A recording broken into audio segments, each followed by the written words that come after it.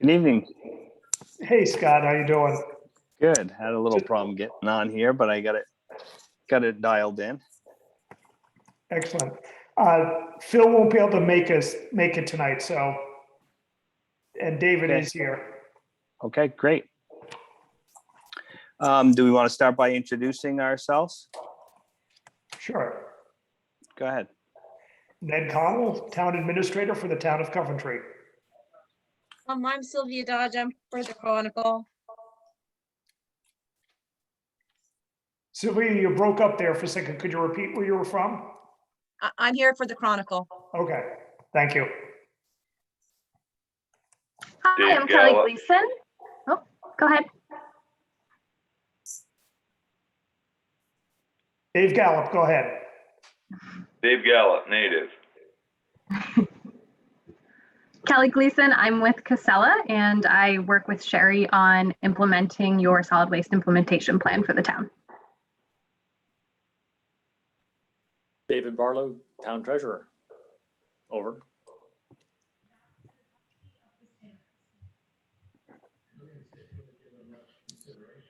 I'm Sherry. I don't know if you can hear me. We got you, Sherry. Okay, because this is all foreign to me.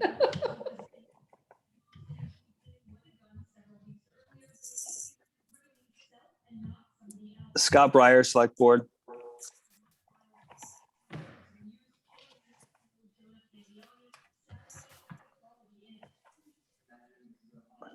Would anyone else like to introduce themselves?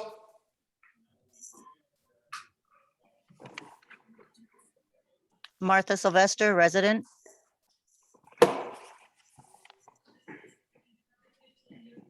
And this is Craig Heindel. I'm a hydrogeologist with Casella, here to answer any water quality questions if they come up.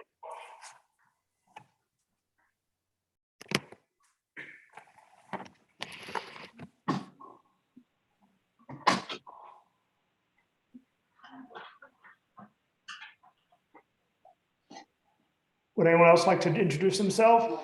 Have a good night.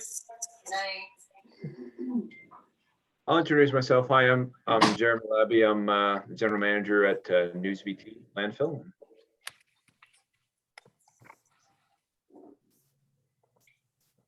Did we lose Kelly?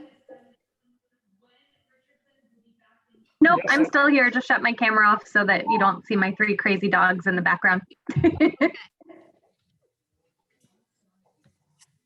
Okay, I think that's everyone. You, Ned? Yep, that's everybody. All right, so let's call the meeting to order, Monday, April 5th.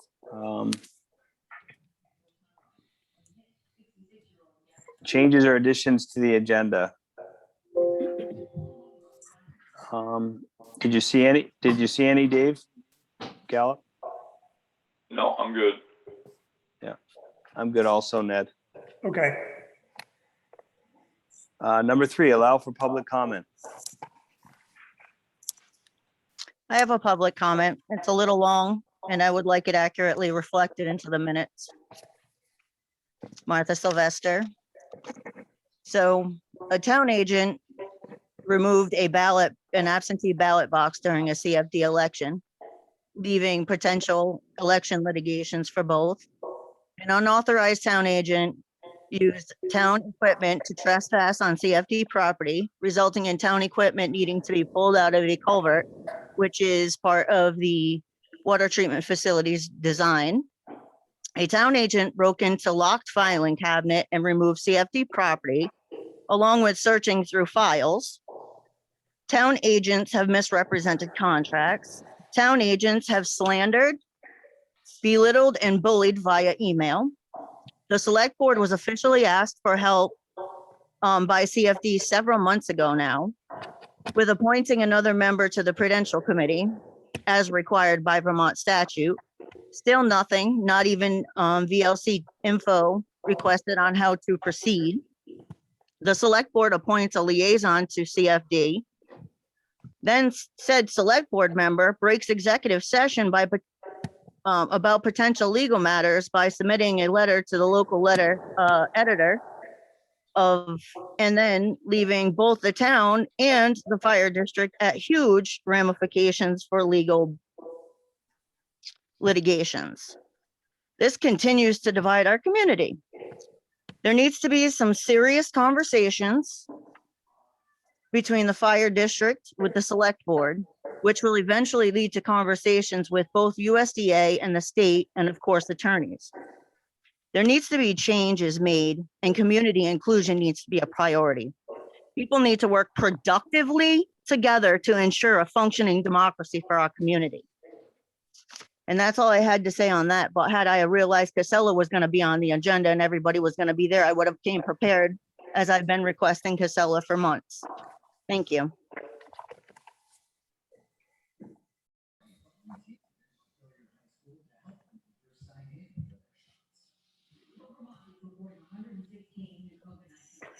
Anybody have any comments to Martha's comment?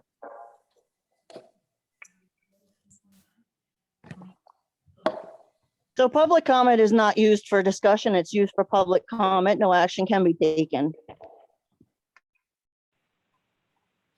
Thank you, Martha. Any other public comment?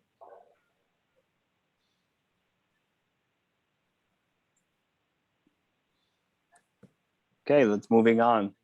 Solid waste implementation plan.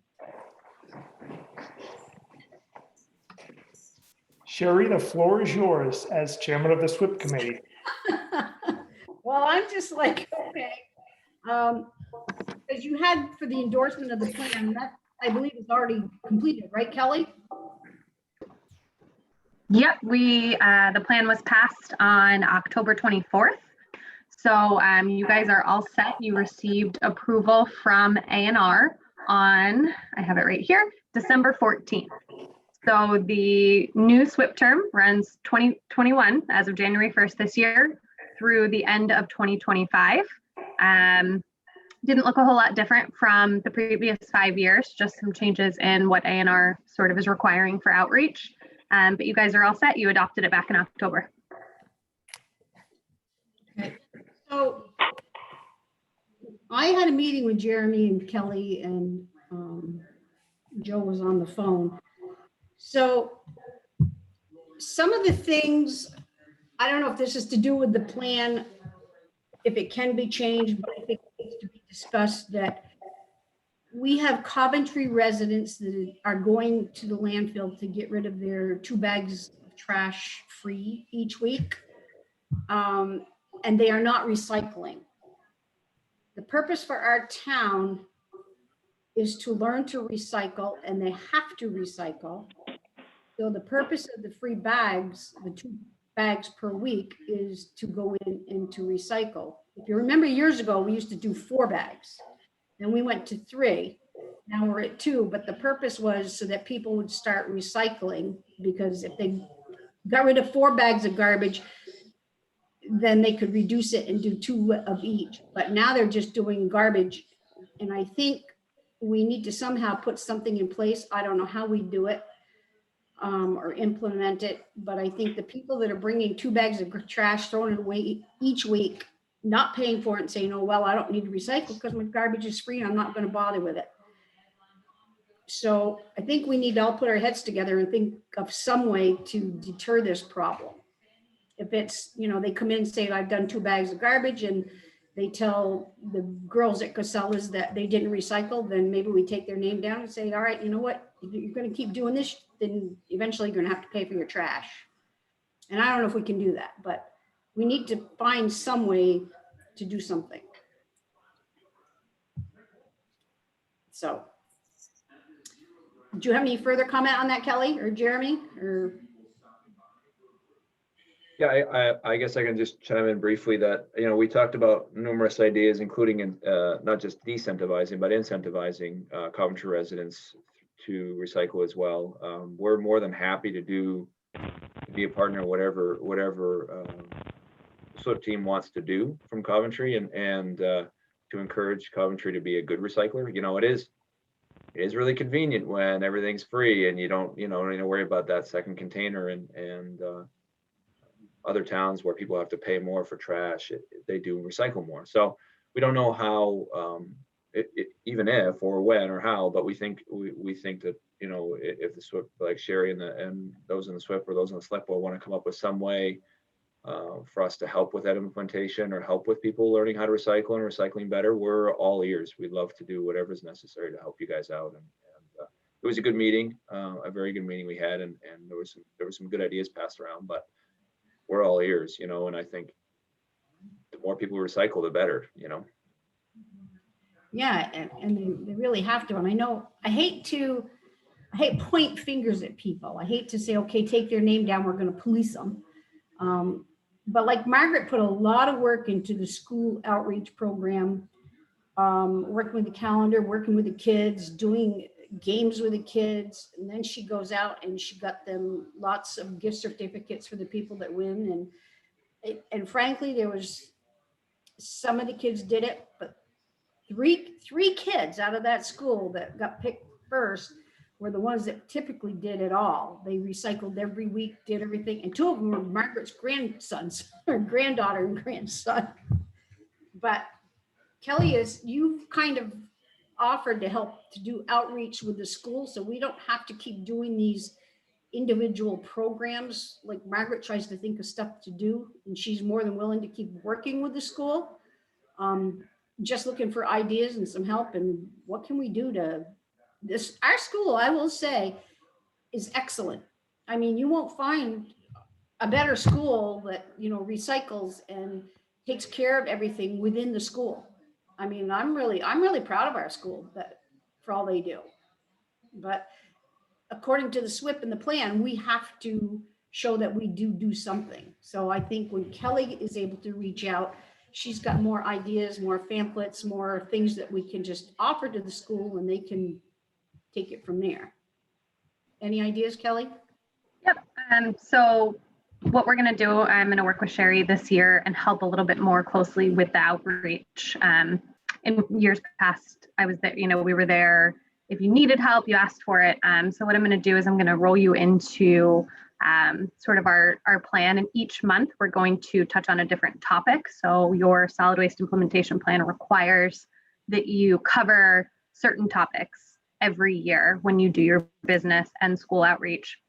So we're going to take it on a month by month basis, focus on something different each month. And so aptly, the April topic is how to recycle correctly.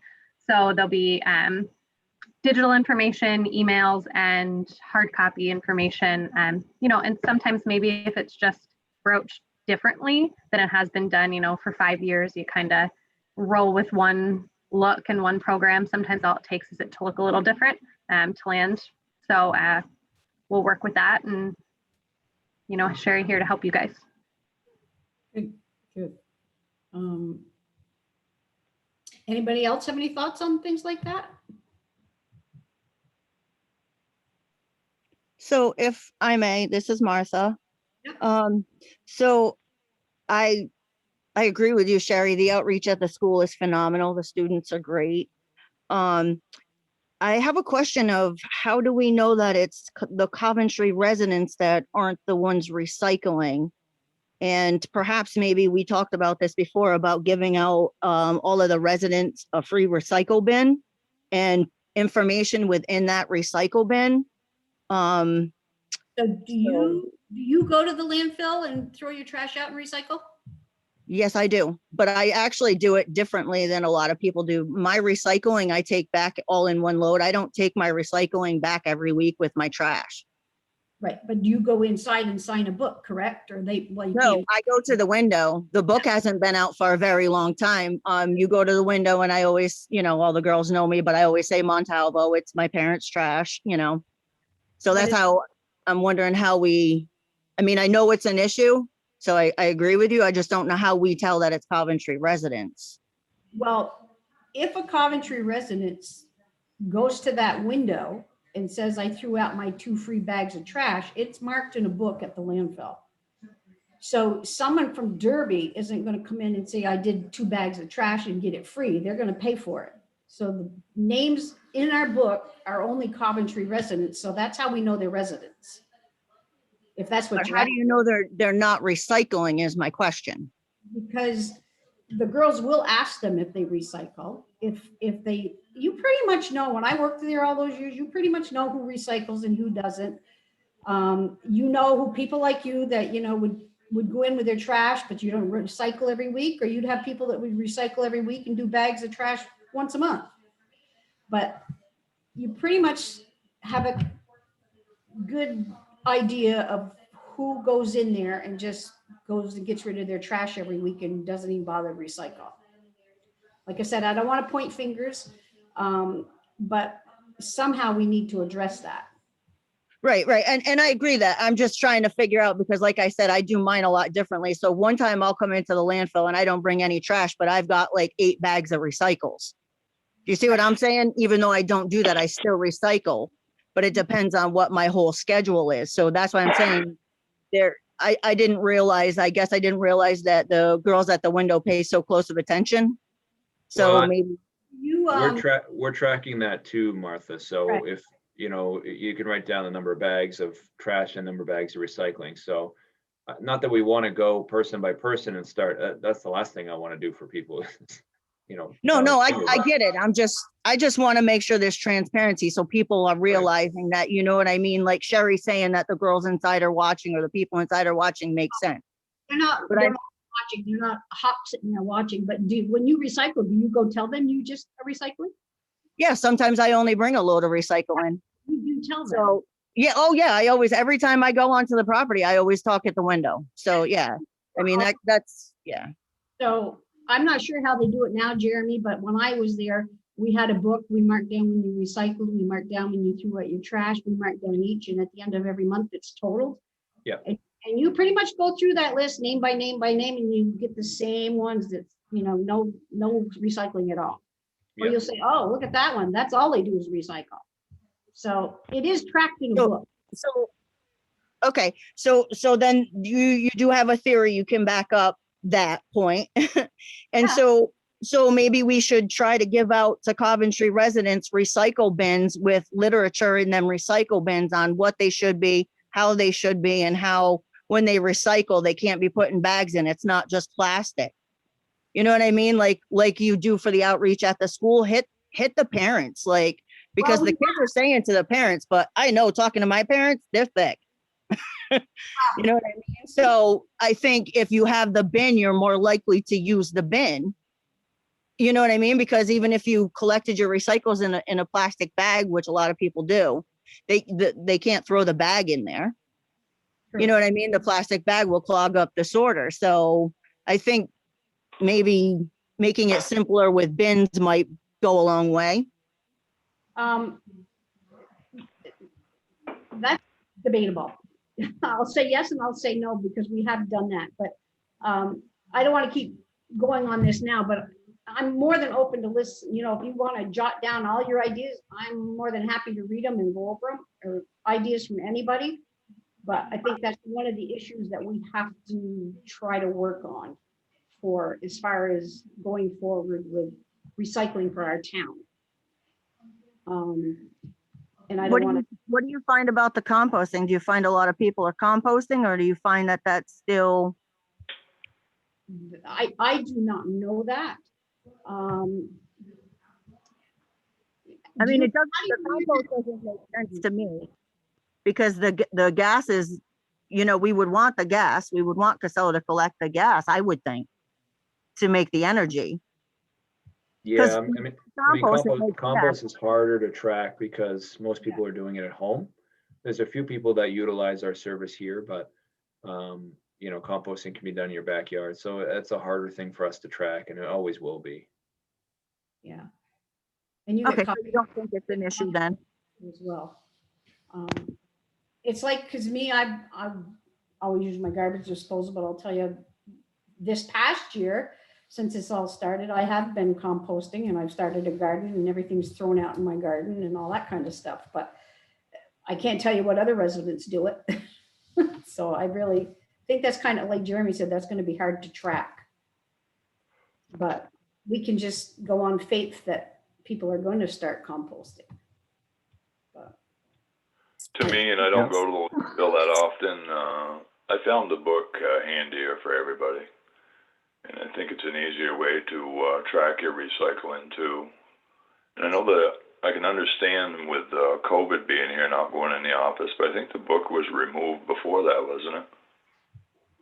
I don't We still know. have the book. It's just, you have to tell the attendants what you're bringing and they write it down in the book. Because people were unfortunately were taking advantage of and putting their numbers under somebody else, or they weren't honest. Not everybody was being 100% honest. So we had to pull it inside and on a name by name basis, the ladies at the office take care of it. You could still go in the office and just tell them, and they'd know who you are, and they'd ask them how many you've got. Yeah, sure. Yeah. And you can see the book anytime you want to. You guys can come in and we can show you the book. It's not like it's right here, but it's tracked every day. Yeah, I know that I have someone that works for me bring back our recycling probably once a month, and it's a lot. And I don't, unfortunately, I don't think he knocks at the window or tells anybody. I think he just unloads it. And I mean, I think it's all about education, not about giving every resident a bin. Only fact about the bin is the bins don't hold very much. And boy, if you recycle properly, I have 3 garbage bags of trash to, 1 garbage bag of garbage. There's a lot. I mean, what I meant to say is I have 3 times recycling as I do garbage. So it takes a lot of space. So the bin gets full really quick. I can tell you my 2 bins in my garage, and I don't even use them because I'm like you, I got those 55-gallon bags. I put all my recycling in those, and I go maybe once a month. And I take like 3 or 4 of those big bags of recycling and 2 of these little buckets of garbage. That's typically what I do. So, and some people might use recycling buckets, but we can talk more about that, Martha, at another point, when we start putting together and trying to come up with ideas for when I start putting my reports and stuff together for the team. But it was just, we need to think of those kind of things going forward and how we're going to handle it. But so is there any more comments on that part? Good. Annual grant. That, I believe you've done that, right, Ned? Oops, have I lost you? You're on mute, Ned. Oh, I thought it was me. No, that's me. Sorry. Technical difficulty there, operator error. Yes, we applied with DEC. It's sort of a slam dunk. You apply. They've set aside $3,000 for household hazardous waste collections. We have money in the budget for it. There'll be 2, one in the, I'll say late spring, one in the early fall, or it's just before Columbus Day weekend, as I remember it. And we're going to do Household Hazardous Waste Day with several other communities in the region. And, we got our 3,000, and that's the sum total of the grant. It was pretty easy. Fill out the form, and if people would like a copy, I'll happily email you a copy. No, I'm just glad you did it. Thank you. Well, I were quite a few people saying apply, and the state said, are you going to apply? And that's when I said, absolutely, because they made it very clear that we were going to get money. Yeah. I guess that's pretty much all I have on the solid waste, but I know Kelly and Jeremy, you guys are on this for something else, correct? With Craig. I was here just for support for you, Sherry, on the solid waste implementation plan, and to just sort of introduce myself and let you know I am the SWIP contact at Casella. So, Jeremy's at the landfill, and I know you all know Joe, but I specifically assist Sherry with the implementation, the outreach, the reporting, and all of the other, fun stuff that comes along with that solid waste implementation plan. And I don't know how many of you were aware on the select board, but the committee is now down to me and Margaret. Margaret's pretty That's much. why I'm here to help. Yeah, Margaret's pretty much with the school, and with me working full time, it's just been a nightmare, but I keep my little handy dandy book. So when anything's done. So at the end of June, or actually I started about this time of year, when I put our report together that we have to put in every year for our SWIP plan. and then I go to Joe, typically Joe, probably Kelly this year, for getting numbers of ratios at the landfill for what we have to fill in. And then I just finish off with what's been, so Ned, this is where another thing, I don't know if you're aware of, but so whenever we do anything, if we put anything in the newspapers, we have to keep track of when they went in the newspapers. If you put articles in that anything referenced this kind of stuff, because then all of a sudden part of my report, they asked me what the dates were, and I'm like, I have no idea when she did that, back when Amanda did them. So I kind of had to go to her and say, do you remember what day you did that? So it's all new. But anyway, so I guess that's it. If anybody else has questions. Yeah, and So I'll we just would- add, Ned, if you ever need anything or, have any questions on what gets reported or any of that, you can just give me a call and I can help you hash that out. I help a couple towns, so got the hang of it. Thank you, Kelly.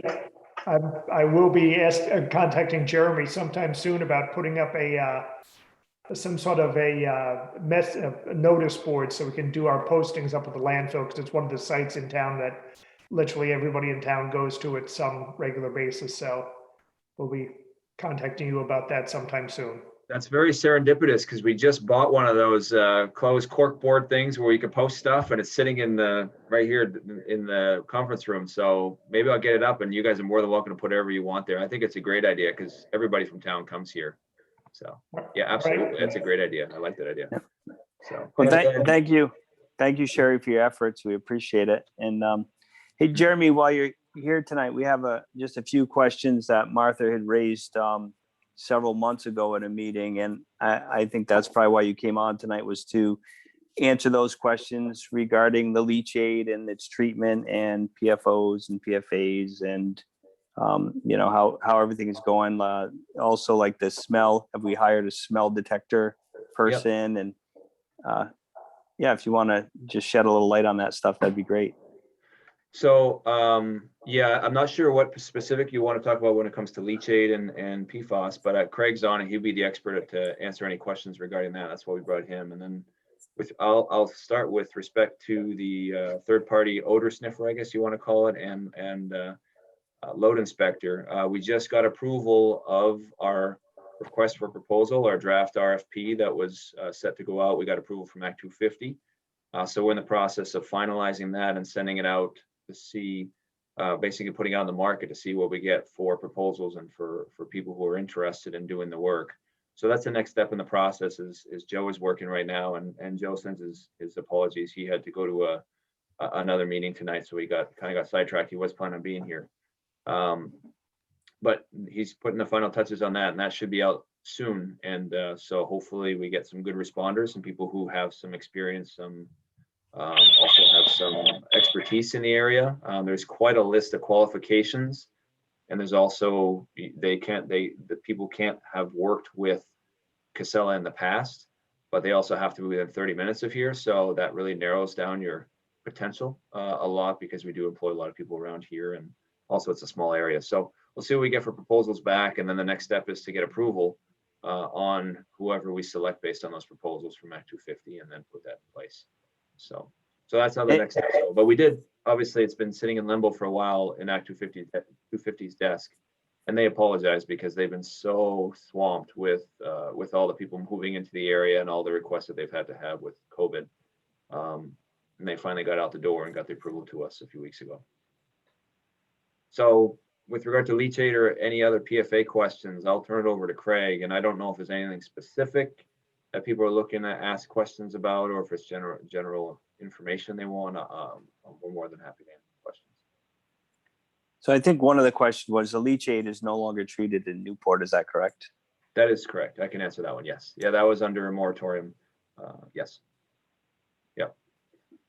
Predominantly it goes to Montpelier or Plattsburgh. Yeah. So why the difference, Jeremy? Why would those communities want it other than financial? Those are both. Well, they can handle it. Yeah. And financial is another one, obviously. Capacity is a big thing with wastewater plants, and wastewater plants that are overbuilt, so to speak. Even Newport's kind of overbuilt, built for more population than they've got. They're looking for feedstocks to keep the plant running and running smoothly. And leachate is a good feedstock from a treatment perspective because it's not hard to treat from a what they call a biological. Craig can talk about this more in detail. The biological oxygen demand is not super high, so it's not an expensive substrate to treat, or I should say matrix to treat. But that's really the reason. And Montpelier, we've been sending them for many, many years, and we have a good relationship with them. And same with Plattsburgh. And we have permits to go to 3 or 4 other facilities, including Concord and Franklin, Essex, and Burlington. So we got quite a few, you know. So when we make decision of where to go, it's based on capacity and in relationship. Thank you. So if I may, Mrs. Martha, so it's, first of all, good to see you, Jeremy. Nice to see you too. Well, Or you're not just see you, but my hear fake you picture. anyway. So I have a couple of questions. First of all, is construction behind on the new cells? I mean, the weather's been crazy, and I mean, are we playing catch? Are you guys playing catch up? Is things going okay? Like, I mean, are you guys getting hit hard by COVID? Capacity still good? Those are excellent questions and very loaded questions. So as you might be aware, there was a delay in the permit issuance back in 2018 and 19. And so we got delayed almost a whole construction season to start construction. But we've worked the past 2 winters straight. They're in spring shutdown now because it's too muddy, but they're looking to start potentially next week back up again because the weather's been good. But we've been trying to make up schedule, you know, basically every month since we started the project, because the project started 6 months delayed, and it's a 3 full year project. It's a very big undertaking, the first cell. As the cells subsequently get built, it's going to take less work because we've established our footprint and our pump station and the first big excavation. With regard to schedule, we're still on schedule to finish in fall of this year, and we have capacity through the fall this year. So on capacity right now, we have the capacity available. It is tight. We don't have a ton of extra capacity. And so, you know, we're working really hard on that construction, and Casella Construction's done an excellent job to date, putting both feet right into it and actually going full bore. As you could probably see, we're filling nooks and crannies right now. So it's a tough fill sequence we're going through. We're filling side slopes primarily. So the landfill's kind of built, you know, at a 3D model, and then with time it settles back. And so you can go back later and fill it up a little more, kind of like frosting a cake. And so that's what we're doing right now. Although with all the wind we've had, it's been an interesting time of year to be doing that. So that's where we're at currently in construction cycle. This is our last summer. We're building the cell this summer. It'll be a fun year to be around here because you get to see all the layers of the liner system go in. You get to see the pump station go in. This is really going to be a cool year. It's not just a hole that's being dug anymore. And then our capacity is still good through late fall of this year as well. Okay, perfect. And so Casella Construction, do you off the top of your head know how many employees that they have? Here, I mean, I want to humanize this a little bit here. I mean, there's a lot Yeah. of employees, you know what I'm Lot. saying? I just want, you know, like some broad numbers on, you know, you're a Yep. it's a big employer in the community. So yeah. I So for just the kind of don't want to lose sight of that either. That's a very good question, a great point, Martha. And for the last 2 to 3 years, Casella Construction's continually employed between 20 and 30 people. That's in addition to our employees, and in addition to MBI's employees and the power plant's employees. And that's not including their subs. So like this year, they'll have liner installers, which usually come with a crew of 10 or 15 to install. But a lot of the Casella Construction employees are actually local people here that are working here. There's some that travel from Southern Vermont, but there's a lot of them that are actually local to this area. So it's a big employer. I mean, and that's been that way for the last 2 years. And again, this summer I'm assuming they'll be over 30 this year when they're really cranking. There'll be 30 to 35, maybe even 40 people on site to support this. This is a big construction project.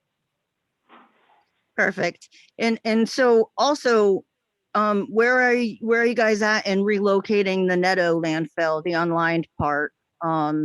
I know that's a very touchy subject. I'm not trying to give you another loaded question. So I apologize for that. I'm just wondering, have we started that? Is that still on timeline target? So, Are we maybe- rethinking that? Maybe Craig will want to chime in here. I want to give Craig an opportunity to speak a little bit too. I Sure, still well- have for him. Go ahead, Jeremy. Yeah, I would say, obviously, we're still evaluating, and Craig's continually monitoring what's going around the Nettles site.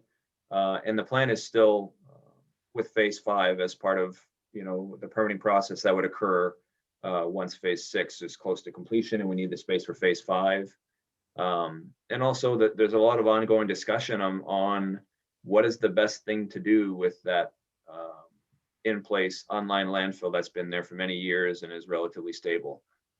We've been at sites where I've been at a site where we've left it in place. We've been at sites where we've moved them and put them into a lined landfill.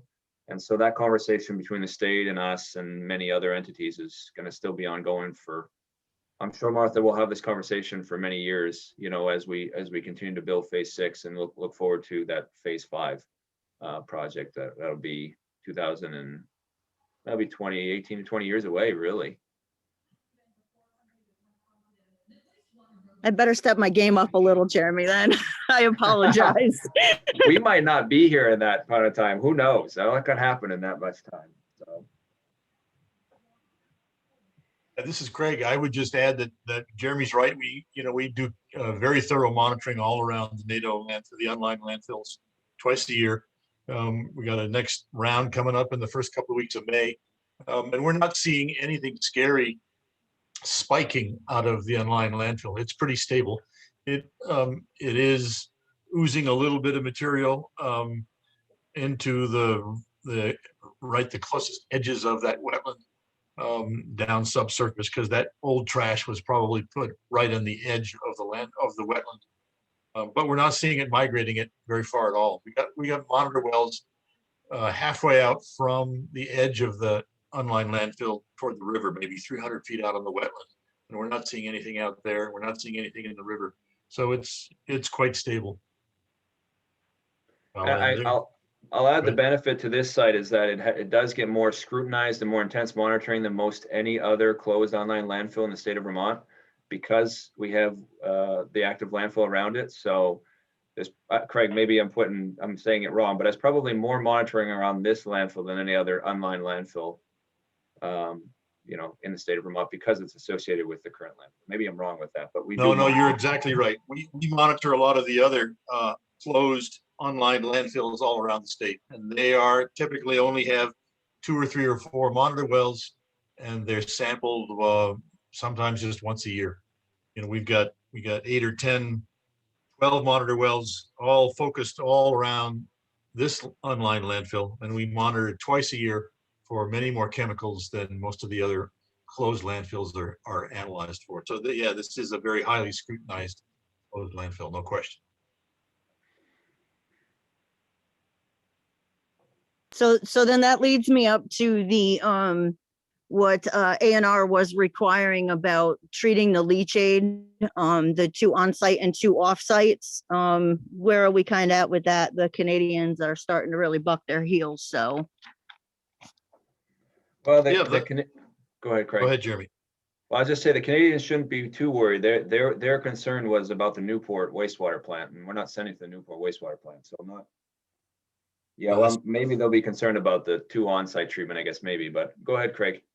Yeah, all of those options are currently being evaluated. They're sort of in the middle of the evaluation steps. So on-site treatment is being looked at, off-site treatment is being looked at. They're both of those concepts are very complicated.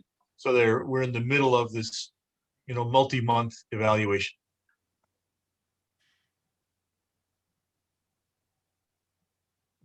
Can you disclose what you're testing out, or just that you're in the middle of it and wait for the test results, or? I would say, go ahead, Jeremy. Well, yeah, the report was completed on our investigation, and I think that information is all on the ANR's website you can get access to, and they also did their own third-party independent review. And now the we're working through the feasibility of internally of these different options. As people may be aware, until about 5 years ago, even 10 years ago, or maybe 10 years ago now, I'm starting to feel like years go by faster than I think. PFAs were completely on nobody's radar, and they're still used every day. So it's one of those things that we're trying to evaluate treatment options that are just starting to be developed across the country. So it's a very difficult and intense task, but the state's been really good to work with, and we've put a lot of effort into it. And go ahead, Craig. No, I think that's it. I mean, we're in the middle of the evaluations and no conclusions yet. Perfect. And I just want to say, I appreciate you guys' transparency and your willingness to show up to meetings about the PFAS and all of that. I mean, I really appreciate it. And I mean, I like looking at your research and I like being able to see it on paper. So I appreciate that. Thanks for answering my questions. Thank you, Martha. Anytime. We're more than happy to. Okay, well, thank you, Jeremy. Thank you, Craig. Yep. We appreciate it. Thank you, Mr. Chair. Yep. Thank you. Okay. Moving on. Policies review and readoption.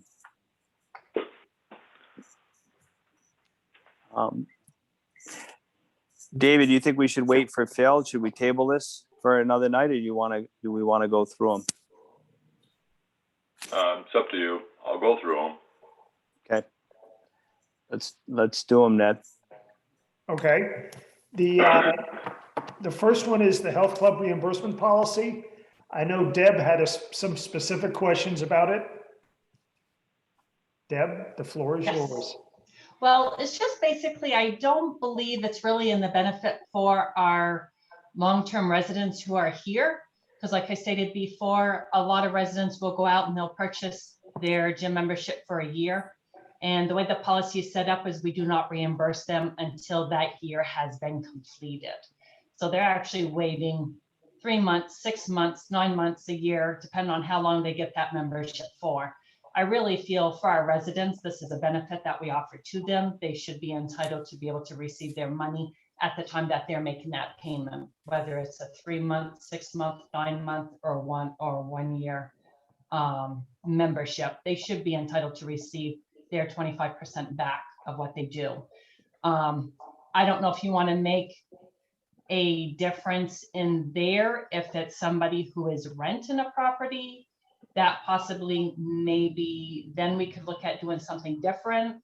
Or if we just make it, it's a one for all and it's going to be the same for everyone, because honestly, I do not see where in the past we have had any issues with this. I don't really expect this to really be issues going forward. I don't know. I think the easiest way would probably just be when we receive the invoice requesting the refund, that we just pay it out. I kind of remember when that was put in place, and there was a reason for that, and it was, I believe, it was basically what you spoke to. I mean, people were, we were reimbursing them before the year was out, and then the next thing you know, they're out of town. And I've thought about this health club reimbursement policy, and it seems similar to the boat we supported. It seems like it's in the wrong part of our community. To me, I think it's something we should hand over to the town foundation.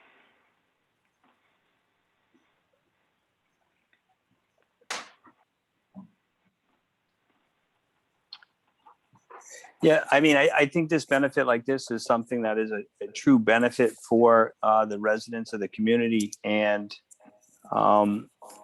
is this something that the town itself should be, trying to do directly, and reimbursing funds and tax dollars for this one? Whoops, sorry, Scott. Well, when we already have a foundation that's set up to assist and help the residents of the town, I think this would be something that would be more beneficial to be run through that type of organization than through the town itself. I'm not saying we wouldn't reimburse the people that we've committed this to, if they've paid, I think they should be reimbursed, but going forward in the future, I think this is something, we could have a discussion with the foundation and see if this probably should be something that they would be willing to do. Leo, I see you're on here tonight. What are your thoughts about this? Adding this to the foundation? I don't believe it's a huge dollar amount. Do you know what the figure is, Deb? Well, it depends on how many items that they sign up for. Because I mean, if they sign up for swimming classes, if they sign up for the gym class, if they sign up for the wellness classes, all of those are 25% off. So it's not, they're only allotted to a certain number each year. It's if they're signing up for these classes, they're receiving 25% off of any bona fide gym clubs or wellness classes. So you could see possibly maybe 150, you could see maybe to the max of 400 per person. If you have some parents, they have kids, they sign them up for the swim classes over at Freedom Physical Therapy, that's covered underneath that program. So it all depends. But at this time, what is the involvement? What is the town's involvement in reimbursing?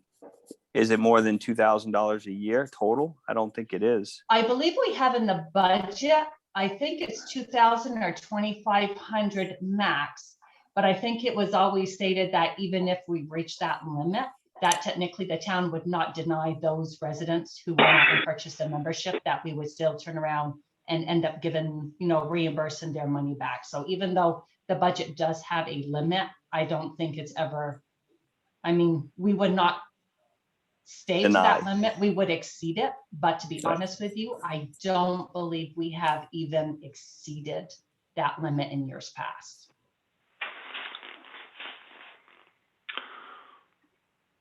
Leo, you want to talk to this a little? Well, not anything that I've really ever thought about. Our meeting's coming up, the foundation, we could discuss it. Like I said, it's not anything that I've ever really thought of, or the foundation has never really had any discussion that I'm aware of about it. I think, but keeping residents healthy if the foundation's there to help people when they're sick and needy, I think the foundation should be there to keep them healthy. Yeah, like I said, I could bring it forward. We can discuss it at a meeting and go from there. Why don't we do that? I'd like to get it turned over. It's just it's one of those things I just don't think should be in here. And it's the same. I felt the same way about the boat thing. That's something that should have been on the education side, not on the municipal side. I do have a couple invoices right now, though, that we have received that I've been hanging on to prior to tonight's determination. Now, am I just going to go through and just pay those out like I normally would, because those came in prior to when we still had our policy? It's just they weren't paid because they were a year term memberships that technically, according to policy, we would not be paying yet. Yeah, so we would have to, because you're saying it doesn't fall on a calendar year or a fiscal year. It matters Correct. when they join the club, right? Correct. Yeah, so I would say we would pay those. Okay. And moving forward, I'd like to see it moved over to the town foundation. So my take on that would just be then we just need the select board, to state that they would no longer want to do it and that they would request that the Coventry Town Foundation do it, and so that I can bring it up at the board meeting. So can I use that as a motion, Ned? Yes, you can. Second. So moved. Now, one quick question. Now, the money that's been placed in the budget for that specific purpose, will that money be transferred over to the CTF as well? No, in my opinion, we would still be paying until some point where CTF picks up from us. And I would say that's at some point in the near future, the next meeting or so. We're still under an obligation because people haven't been fully notified and made that adjustment. And I would say, I would probably guess that I would not change it until, Probably June 30th. yeah, something like that, July 1st, something in that realm, yeah. Let's do the fiscal year budget and then unload it. Right, like I said, you go ahead, write it, send it to us, and then we'll discuss it, and then we'll see what we decide. Again, as a board, we'll have to decide. Okay, well, we appreciate that. I think it's good for the community, and it's something that, should be considered to continue. So I've got permission to go ahead and pay out those two that I have pending to be paid. Correct. Should we make a motion to amend the policy to allow Deb to pay? Is it stated that way in the policy currently? Right now, have they reached the timeline? Oh, God, no, because they're for a year. So they're not until December. So I'm just wondering, I mean, pending for what may be happening with the CTF and with this, if you folks just make a motion to just allow those two individuals to be paid that I have in my hands pending for payment, and then whatever comes of the other discussions, then you can advance on that end.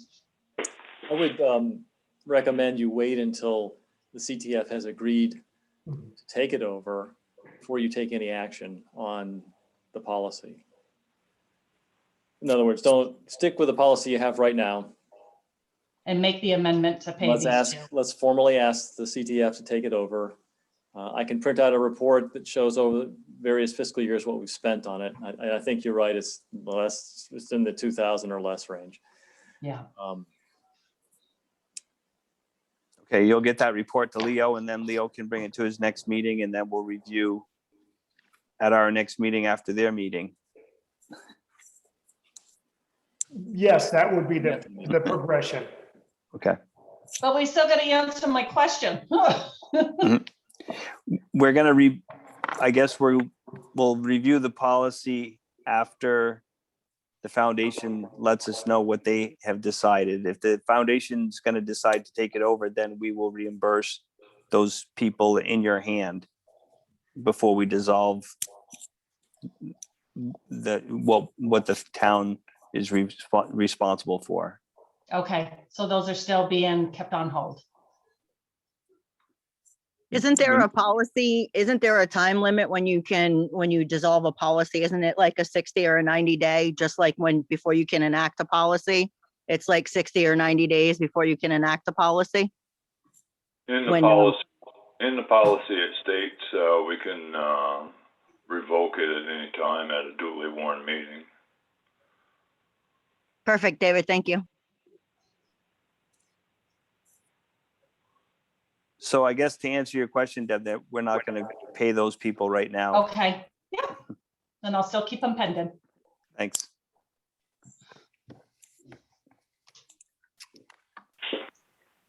Okay, you want to review the fraud prevention policy, Ned, next? No, next is accounting, auditing, and financial reporting policy.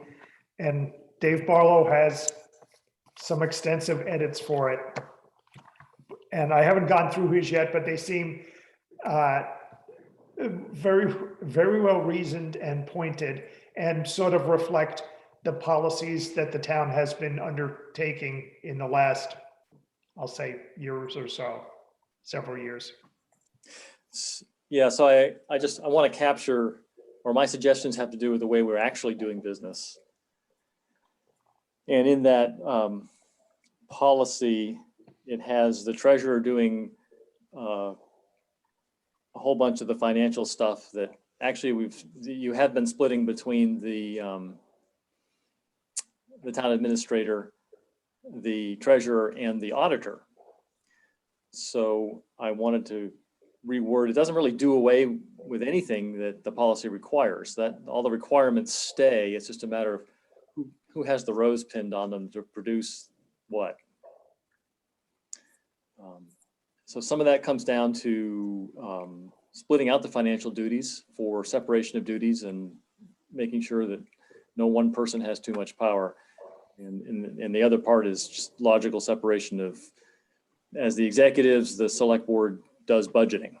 So for instance, budget reports and that aspects makes sense. It would fall under the board.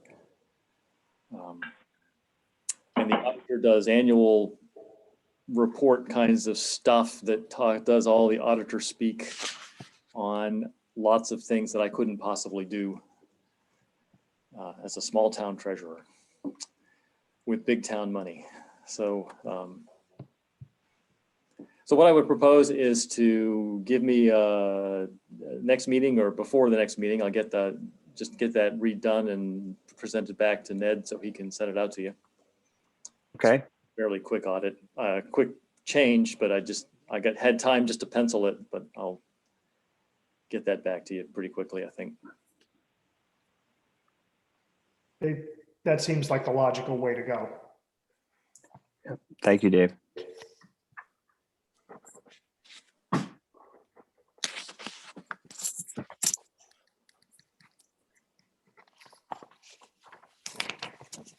And next on the list was cash receipts. Cash receipts, petty cash, and return check policy. I think for that one, we should probably do, again, what David suggests. There are some problems about, in that sort of second section, authorized personnel. It had various people who were authorized to accept payment. And as Dave and I spoke about it briefly this afternoon, some of those people should not be accepting cash payments for stuff related to the town government. The biggest one is the Recreation Committee Chairman, and the Select Board should not be accepting cash or any sort of payment for taxes or other fees with the town or for the town. So it's just those two you want to get rid of, Dave? In under authorized personnel, yes. I have a number of other recommended edits, I guess, throughout the rest of the document. And you're probably aware, as a treasurer, I've got my own policy about acceptable forms of payment for both taxes and for everything else other than taxes. So I'd like to at least reference those policies or some way work them in a general sense into this policy so that it's a little more integrated than it is. I would suggest we follow the same pathway forward as we did with the prior ones. David and I will get together, we'll edit these and have them ready for consideration and in a more finalized format for the next meeting.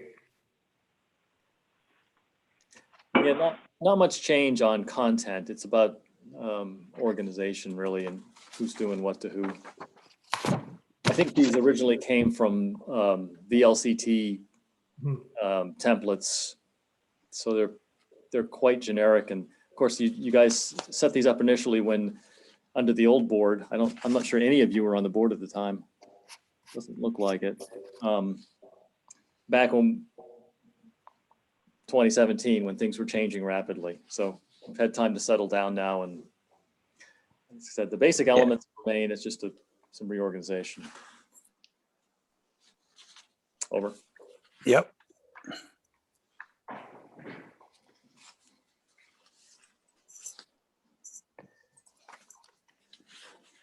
Moving on to fraud prevention policy.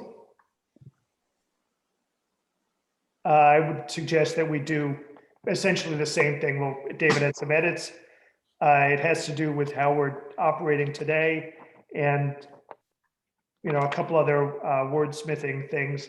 And we'll bring it back for the next meeting for full consideration unless people have some big concerns about it at this point, and we can integrate their concerns. Thank you. Okay. So possibly on the next meeting, next agenda, we'll have the revised sometime in the next week or so. You think, David, you'll have these out to us with some edits? Sure. I mean, it's pretty quick stuff, I think. Yeah. Yeah. I will work on David's edits tomorrow, and, you know, by, let's just say Friday afternoon, to everybody who's on the list, the regular CC and BCC list, we'll shoot out an email with the information so they have it well in advance of the meeting, along with the regular meeting packet that would come out a week later than that. Okay. Thank you. All right, thanks, Dave. Okay, other Chair, will business. you- Oh, go ahead, Martha. Will you be addressing conflict of interest policies, and officer code of conduct, like Kathleen had brought up? And also, have the new officers all taken an oath? I believe Deb, that everybody's taken that oath, correct? That is correct. Yes. And Martha, yes, we'll be going through all of the policies. We're just going through them in groups of 4, just so it doesn't eat up a ton of time each meeting. Okay, perfect. Thank you. Okay, other business. Now wait, we have truck replacement. Go ahead. David, you want to take this one as road commissioner? Oh. I haven't really looked at that. That was the permit? No, the truck replacement. Permit? Yeah, no, this is the truck, the purchase of the new truck. Have we received anything from Hayes at all? Not a thing from anybody. So where we're at on a ton truck is, basically I put out requests for prices and really not getting much of a reaction from anybody. And the ones that really disturb me are the guys that put the equipment on the truck. So I don't know if most people know this, but the truck is no more expensive than the equipment that goes on it. It's basically a 50-50 split. So one of the people that has stepped up is an old Coventry resident, Lee, what the hell was his last name? Works Oh, I got it right here. Hang on a second. out of Claremont, right? Yep. So I bought a truck off him before. This is kind of his specialty. And he actually has a truck being built right now, Lee Porter. Yeah, there you go. So he has an F600 being built right now, and he has put a quote out to us on that. And basically that's the only response we've had. That's for a 2021. Let me see, I'm gonna pop into that for a second.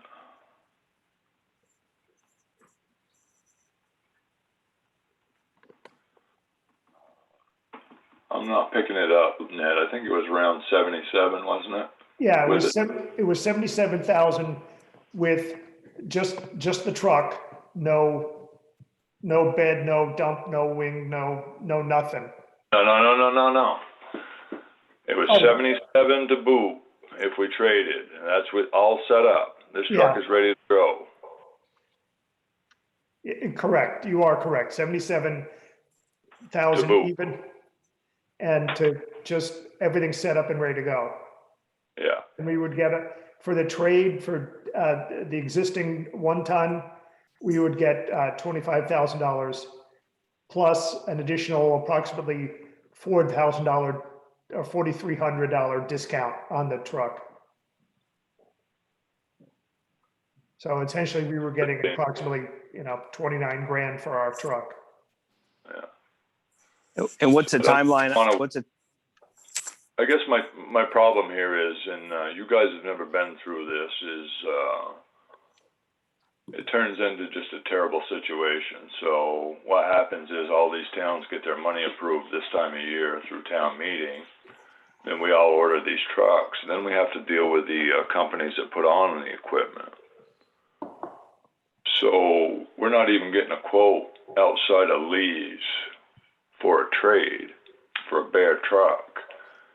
And never mind, I'm not getting a quote back from Tenco or the other outfit. I can't think of it right now. I don't have that email up, but I haven't even got a quote from them.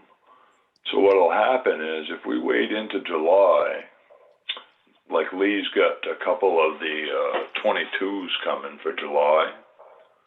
So you wait into that time frame, and you might be into January before you get that truck, and it just turns into a nightmare. Yeah, I don't know if you want Phil around, but I'm going to recommend going with Lee. He knows the trucks. A few years ago, I think the one before this, he actually saw a manufacturer problem coming, and he was the only person that had any of the 550s available because he saw that problem coming, and he pre-ordered some. He's pretty sharp on these things. yeah, I want to concur with David. He's 100% right. When I was in St. Albans, we were, because we didn't have the cash reserves that Coventry has, when we ordered in July, we didn't see stuff arrive until, December was a good delivery date. And you could be left with an older truck and, stuck plowing with something that you shouldn't be. Additionally, having it there and ready to go, essentially show up next week and get it, is a very, very good deal. The price is a fair price, and, show up, hand them the keys to our truck, turn around, drive the other one home. You can't do better than that. And most towns would essentially kill to have that level of fast turnaround for a vehicle purchase. It's a similar way to how I bought the 10-wheeler and a 6-wheeler, Scott. So it's the same situation. I mean, it's just a nightmare dealing with some of these companies. No, I understand all the time and effort to, you bring it after you buy this truck, then you have to add this and you add that and you add this, and it's 25 trips back and forth, and then it doesn't work, and then it's not in stock. And I think buying it set up all together, like one-stop shopping, I agree with you. And it's all the same equipment we have right now. I don't like the fact that they don't work out of Morrisville anymore.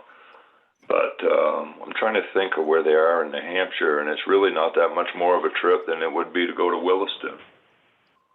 You mean to Claremont Ford?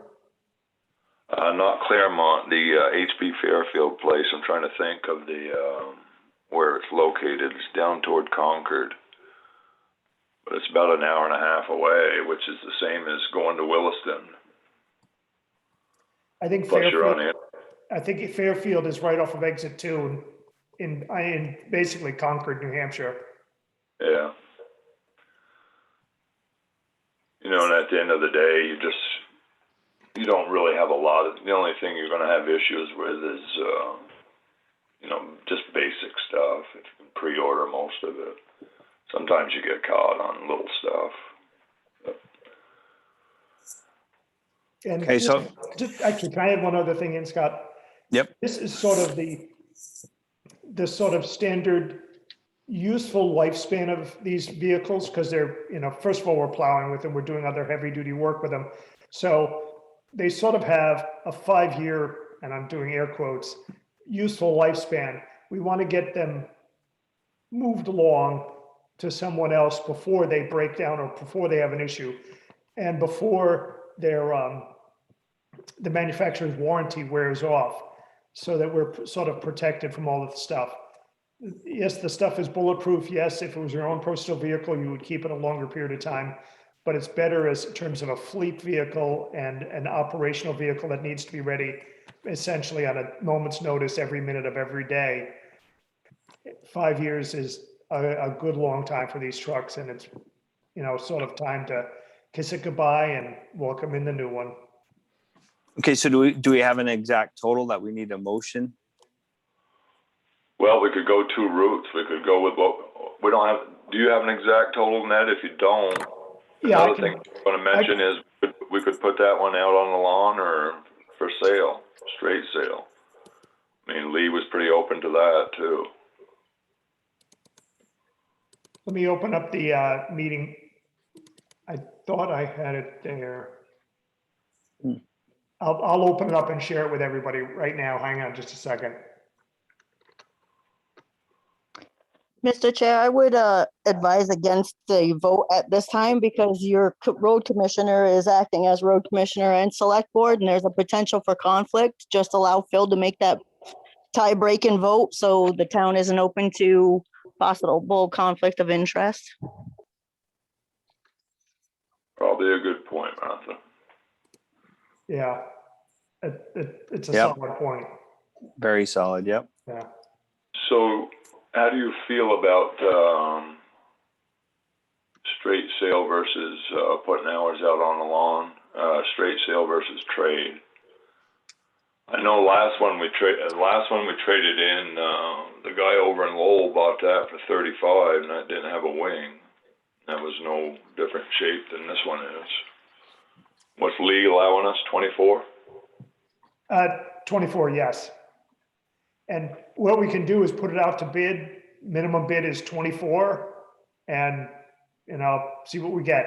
Give them, let's just say 30 days notice, send it out, put it on the website, and go from there, and just do a straight cash purchase. I think. Can we do that without Phil? No, we should do that with Phil also. That's essentially the same thing, just, doing, instead of making right turns to get there, we're making left turns to get there. I think All right. this point is still valid. So I'll reach out to Lee and tell him we won't have a decision till after the next meeting. Okay, and then maybe get some true numbers. Like I didn't even know we were talking about a vehicle tonight. I'll get the bids out to the select board tomorrow morning. Okay.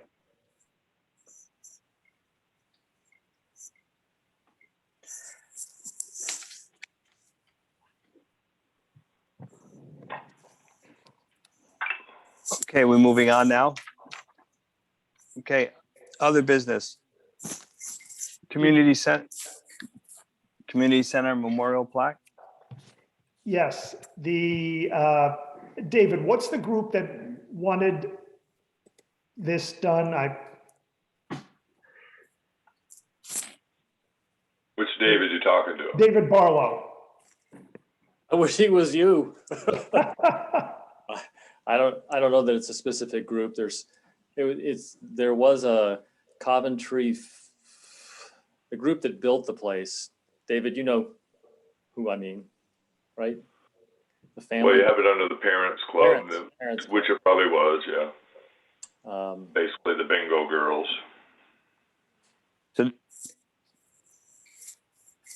this is the new language that would go onto the plaque. This is the shortened version that I have in front of me, Ned. Yeah, it is what's in front of you. Hang on, let me just share this. I'll get to the right screen in just a second. Come on, you darn thing.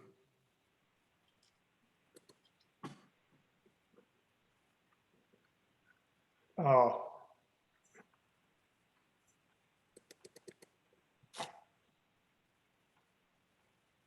Okay, there we go. Wow. Okay, my computer locked up for a second there. I apologize for that. It's the same text as before. My suggestion is there's a plaque inside the building now that states very similar to what they have. I would suggest having their write-up shortened to about half what they have there. Work with Mr. Luzier to get it shortened with the parents group, and move the sign that's the plaque that's inside the building to an external location and go with that way, and have the text one that's a longer recitation of everything that went on moved into in the building at an interior location under glass, that sort of a thing. Thank you. What are you thinking for a place to put it? I mean, do you just want to mount it like into the wall of the foyer? Or? Yeah, I would mount the plaque. I'm not sure where I would mount the plaque outside, but I would mount the whole thing. I would mount it just by the stairs, someplace like directly across the hallway from the elevator, or excuse me, the lift at this point. Well, isn't it gonna be redundant to have two inside though? I thought we were putting one outside. Yes, what I'm saying, David, is put the plaque that's now on the inside wall, put that outside. And Okay, then, so where do you think that should go, Scott?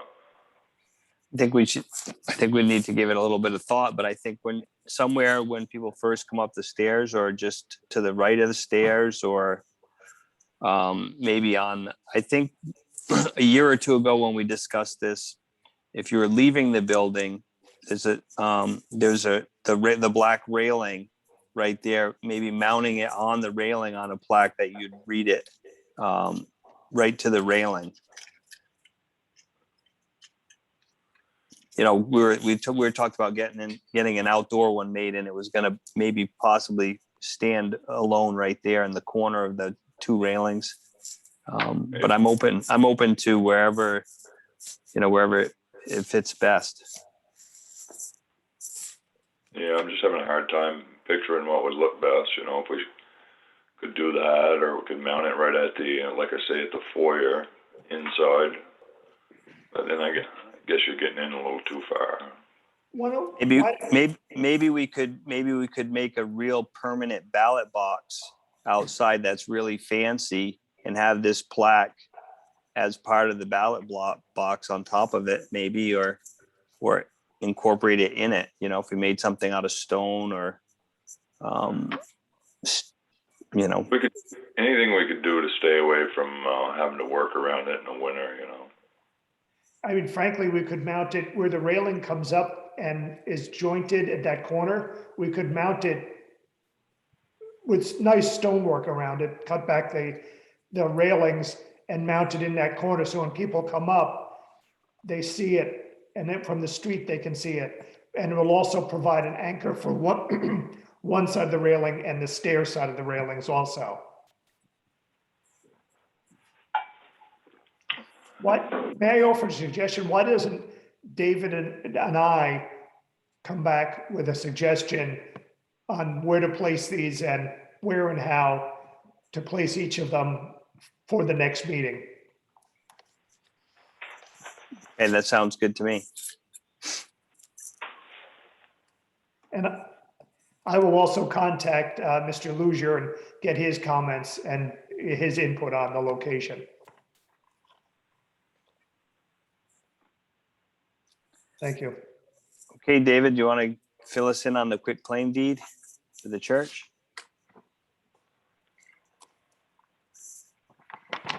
Well, we're coming to the end. I sent you an email earlier today, Scott. I don't know if you had a chance to see it, but I see it. Yeah, I have it right here in front of me.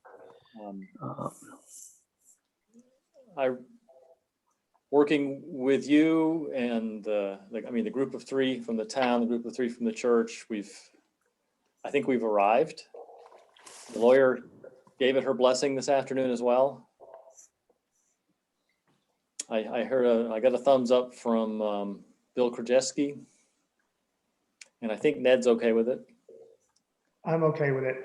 Yeah, I don't see anything that hops out at me that would make me not be okay with it.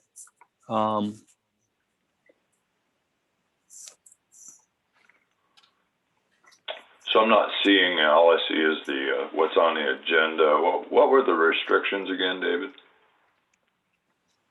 It basically says, in a nutshell, that if the town was to transfer the property in the next 20 years, that the town will have to pay $100,000 to the Vermont Conference of the United Church of Christ, which is currently the owner of the church.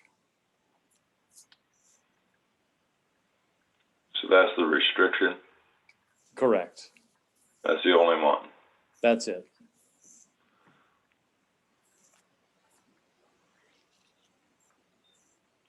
So I told you my personal view on what the value should be. Well, minus 250,000. Well, yeah, it's a tough property to value. It really is. Yeah. And the intent, I believe, of the town is not to sell the church. So it's a landmark. It's historic. It's a historic site for sure. One of the probably most prominent one the town has. Yep. So I'm okay with that, Dave. Is there anything we need to, what's the next step? Yeah, if you guys are give me the north-south head nod, I will then send it to the Vermont Conference of the United Church of Christ for them to sign. And then we will be the proud owners of a 1835 vintage, formerly white building at the head of the town. Is there a motion we need for this or just a head nod? No, just a head nod. Yeah, because it's, I think you'll need a motion when it comes to accepting it, but you've already done that in a sense. Well over a year ago, year and a half, when the church offered it, the conference offered up the church, you voted on it at that point. I'll review the minutes to make sure that that's what I'm saying is accurate, but I know they sent a certified mail letter and offered it up. Well, and I know this was mentioned back then as coming up with a value, and it's just taken it's been a long road to get here. We appreciate all your hard work. It was the deed work. It wasn't this action. This action actually is quite straightforward. It's the fact that in a fire at some point, early 20th century, destroyed all the deeds, and we had to go fix it. So I'd really like to get going on RFP for the repairs.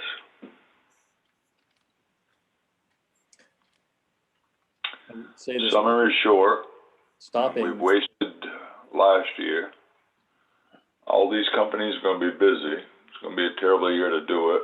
And if we don't get going on the RFP, and before we know it, another summer is going to be gone.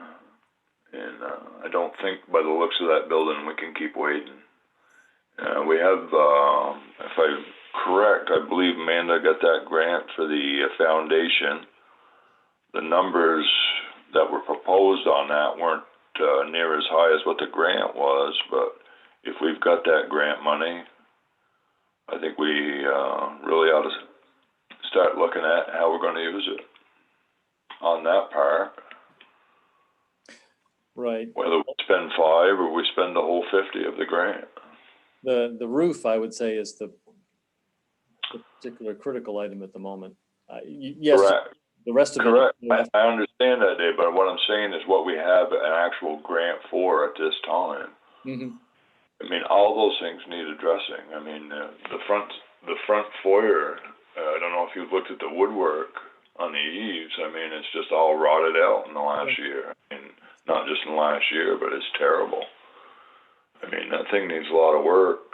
I want to take advantage of any grant money we have out there. And, you know, I know we have to do the roof and all those things. Something else I thought about, and I spoke to David on this, was Jan Lewandowski's recommendations and kind of combine them with the engineer you spoke with. But this is something that needs to be sooner, not later. So I'd say you can write all the RFPs right now. That's no problem. Yeah, that's what I'm getting at. I'm trying Don't to. release them until you own the like- building. And don't. You can't advertise until you own it, and you don't own it yet. That's what I'm saying. If we could get those things to coincide and get moving on it. So what's that? How long do you think the ownership or the transfer of this deed is going to take from this point forward, Dave? It depends if I can actually make contact with the people at the conference. When I was working with them or trying to work with them about 6 months ago on the part of the deed things, it was extraordinarily difficult, but hopefully things have gotten better. But there's always driving down there, knocking on the door if they actually come to the office. But it's been this whole thing where they don't work there. They don't. So I hate to commit right now, but now that I have the go ahead, I will immediately attempt communication. What is it with that Reverend Dr. Lynn Burjank? Is that who you need to talk to? So I can. Yeah, just needs a think I- notary and a signature. Make that, yes, we can serve it up as best we can to them. But the bottom line is they have to do it. Okay. They were pretty quick on the other deed action they had to do. That was reasonable, so. It's kind of a, we'll see. I should have a feel for it within a week. Okay. All right, thank you. And then meanwhile, Ned and maybe David, maybe you guys want to start talking about how to write up the RFPs or what we're going to write up. Maybe we could send some emails around and we can figure it out. You good at that stuff, Ned? Ned? You're muted, Ned. My lovely wife-to-be Heidi would love to be able to say that sometimes. And you're muted. Hers would be clicking the button, not unclicking the button. David and I can definitely work on that. There's some very good templates out there. And we can also go through, David's had a pretty good eye on what needs to be done, and we can make a list of what needs to be done and integrate it into the RFP, because the RFP is going to say, just some general renovation work, but the contractors are going to have to come and see what's going on and put together a bid and get some sort of a tour of the property at some point, or even multiple points. So, but yeah, we'll get something together. But like David said, we cannot send out the RFP or any sort of fishing expeditions prior to our full ownership of the property.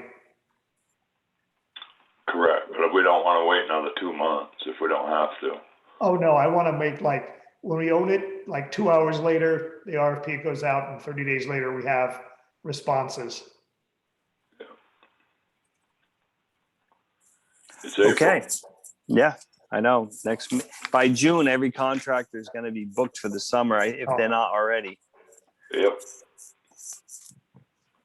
Okay. Let's see. C, Coventry Town Foundation Annual Meeting.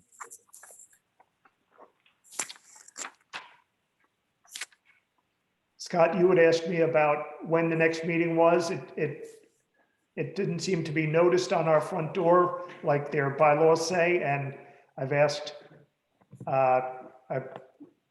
Leo here to hopefully provide us with some more information. Okay, first, I've got, my dad passed away last Friday, so I've got another meeting here with my family that I gotta attend to within about 10 minutes. So I've got a written statement here which will explain what's going on with the annual meeting. Okay, so the Coventry Town Foundation is a 501c3 charitable organization with the purpose of helping the residents of Coventry. Our annual meeting has been held for the past many years at the East Side Restaurant in Newport on the third Tuesday of June. Last year, we were unable to have our annual meeting due to the state of emergency declared by Governor Phil Scott. The CTF board had hoped, as everyone else, that the pandemic would be short-lived and that we would have our annual meeting in the fall of 2020. As everyone is aware, the state of emergency continues to this day. So in the fall of 2020, when it became obvious that the meeting could not occur, the board voted to postpone the meeting again until such time that the public would be safe to meet. These changes allowed under the bylaws of the Coventry Town Foundation. Article 10 describes the authority given to the board to make those changes. However, we have been meeting monthly throughout the last year via Zoom. Minutes for these meetings will be on our website within the next couple of months. The CTF board knows the safety and well-being of all Coventry residents is very important, and we continue to serve them to the best of our ability. If the Coventry Select Board has any other questions or concerns, I ask that they attend our meeting on April 16th at 5:30 via Zoom. We would be more than willing to help, and thank you for your time. So I've got to get going. You guys can discuss that, but the board has had these discussions associated with the annual meeting. And as I said, Article 10 allows us to have to adjust the meeting as needed. So you guys can discuss what you need to, but that's what's going on with the annual meeting. My condolences, Leo. Yeah, very sorry to hear about your father, Leo. Sorry about that. Thank you. Bye-bye. Bye.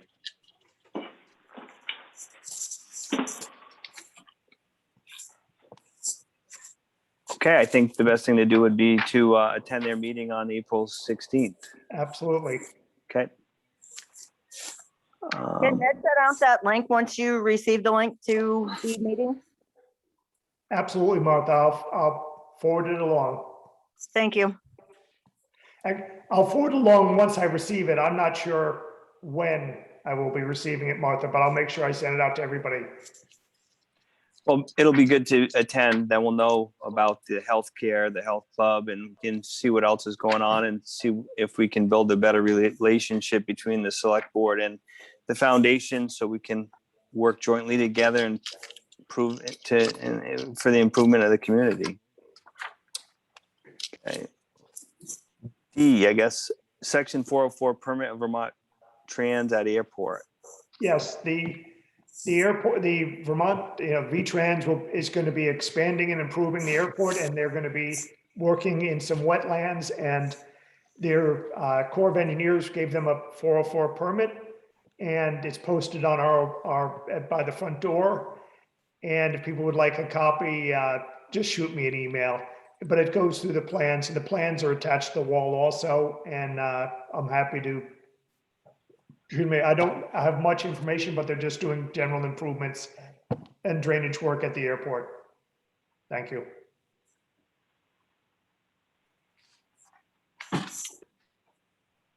Okay. Next up, warrants. Well, actually, next up, Green Up Day. Sorry, there's an extra thing in there. Green Up Day is coming May 1st, very soon. I have the posters here and some other things. Martha was the person who did it the last year or so. And Martha, would you like to do it again? So actually, David Gallup last year said that he didn't think because of the pandemic we should be doing that. So that's why I didn't address it prior to now, because the board said while the pandemic was going on that they didn't feel comfortable with the citizens doing it. And Phil agreed, and he's the emergency management guy. So that kind of falls back on them guys. Okay. Yeah. I don't feel it's safe anyway. I think if the kids want to do something fun down at the school or in the village, that's fine.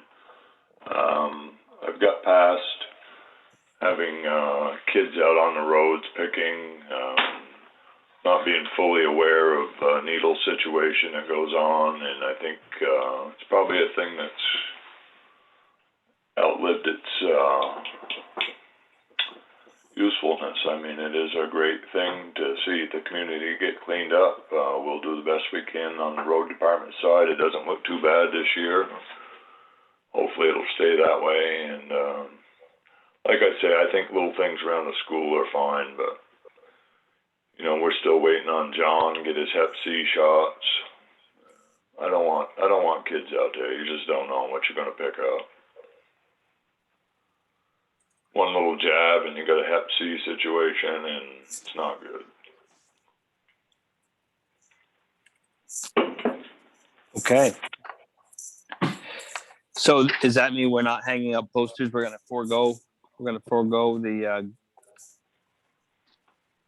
Green Up Day? Scott, I mean, I say if you want to do something around the school, whatever. But I just feel it's too dangerous. You don't know what you're going to grab. You reach down and grab a bag, and it could be a needle in there.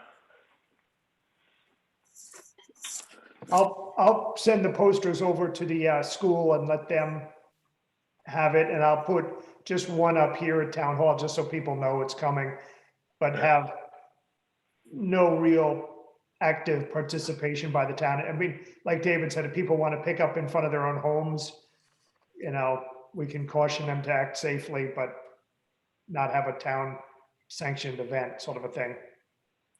And if people want to pick and let us know, I always go riding around that Sunday anyway and pick up the bags. So I'll check all the town roads, but for the most part, you've got your problem roads. Alderbrook's always a mess. That should take us a day. Pine Hill, I haven't seen much, a little bit down in the woods. Really, I see a TV this morning on Glenn, but I haven't seen a lot of garbage compared to other years. Usually the same spots, but we'll get the most of it.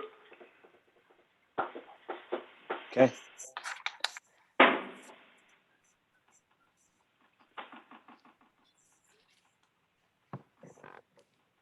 Okay, moving on, warrants. I have these here in front of me. Let's see.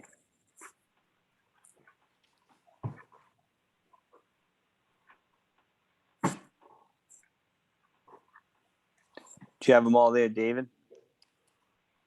No, those through Deb's email. Yeah. All right, hang on.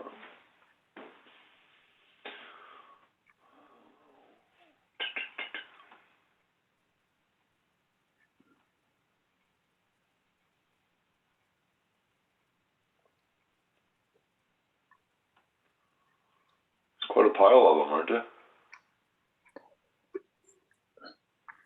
We get a new tub. What's a tub? A sink? Is that a $600 sink? It's a very nice, yes, it probably came in at the $600 range along with the faucet and the other stuff that goes along with it. No. That the faucet, sink, something else I bought all the same time was like $500, the whole thing. Yeah. Yeah. 500. You guys got the outdoor faucet fixed, right, Dave? Yes, I haven't been outside to test it, but I know the plumber put it in. Okay.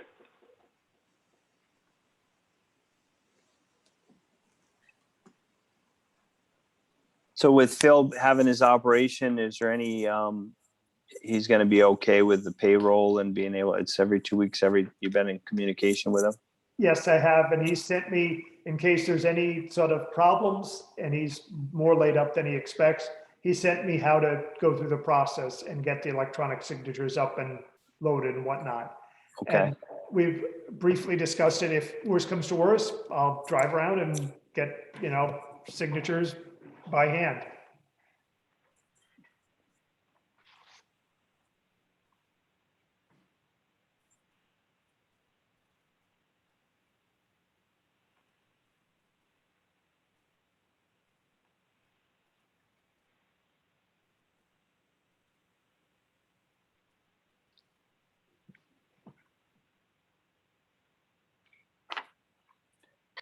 Are these here gonna come around for electronic signature? Or are we just gonna approve them tonight? You should approve them tonight so they can be paid,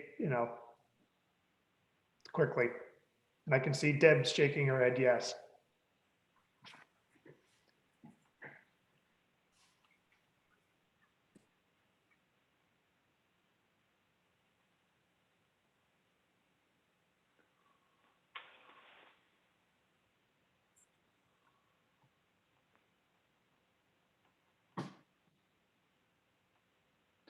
Hey, Deb, who's Coal File Preservation Incorporated? What do they do for us?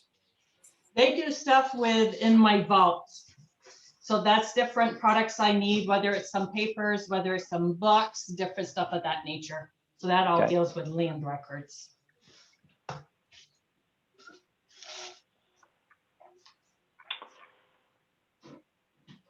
Are we done with other business? I just was gonna note, we applied for a grant for engineering. We can revert to other business, yeah? Okay. I'll stay here because I'm going through these, but if you, we applied for engineering grant for the Lane Road project. We'll probably get approved on that one. So we should know in a few weeks. And also, hoping to hear from local roads shortly on funding for Hancock Hill. I'm not sure if that's gonna come through or not. I know they did get hit up with some pretty good monies this year.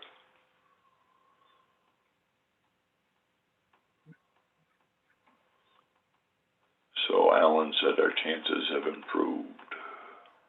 good. Deb, what's Tenco? Tenco New England Inc. That would probably be a question for Dave. That has to deal with the roads. But there was some equipment that was purchased, and I'm assuming with the Plow blade. transition of town administrators, it just sort of got a little bit lapsed. So that is an older invoice. But I'm trying to think, I think there was some plow blades, I think some plow shoes, trying to recall maybe some other items that was on that invoice, but it's all plow equipment related. Correct. Yeah, okay. Just another one that came in late. We got that in December. What was the other one we had that was so late? Was Gorman. Is that one in here? No, we paid that last time. Yeah, okay. That was like 4,000. Yeah. Yep, that was last time, 4210, 41 or something like that. Yeah, it was 41 something or other. It was a fair amount. And it was in the last set of warrants. Yeah, it was a full load.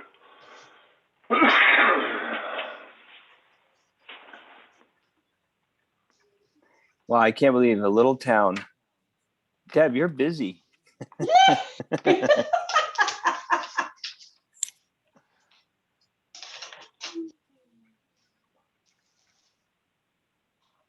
And the sheriff's department, I'm not quite sure how they happened to skip our January invoice, sending that to us. Like I said, we have already received February's and we paid February's last month.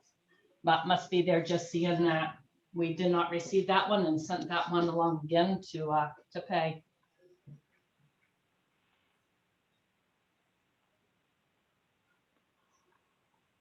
And then I think all the rest were basically normal ones. Yeah, I think I'm pretty much almost through here.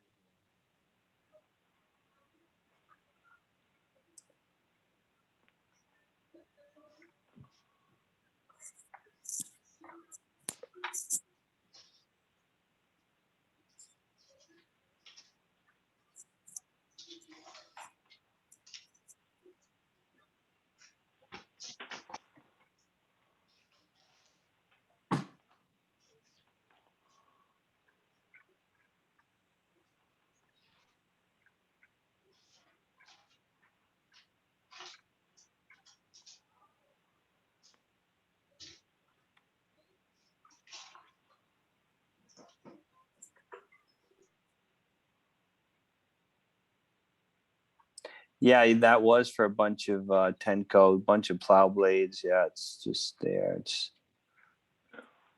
yeah. Yeah, I had a question on that tour of the landfill. Is there a bill in there from that from Monahan? Did he go? Yeah, I think David told me that Monahan was there. Are we being billed for that? Monahan's we don't receive until mid-month. So probably about the 15th, 17th. So you will probably see that. Well, our next board meeting's the 19th. I would suspect we should have it prior to that. If not, it'll be right around that date. So I can check to see once we do receive it in case those invoices do not make it for the next AP warrant. So did that, if we do get a bill on that, was that something that was approved by somebody? I have to admit, I never saw their name on the list and I would have said something about it, but no, I never said go. But it is good. It is, depending on how much it is, it was a good idea to have them there looking around, you know, inside what's going on, just to get a good idea of what's going on. Yeah, I mean, he didn't mention to me about going, or had I even known that he was offered the chance to go, but I wouldn't think it's in the bad interest of the town. I think it would be in the good interest of the town. Deb, when you get that bill, could you let me know? Yep, we'll do that.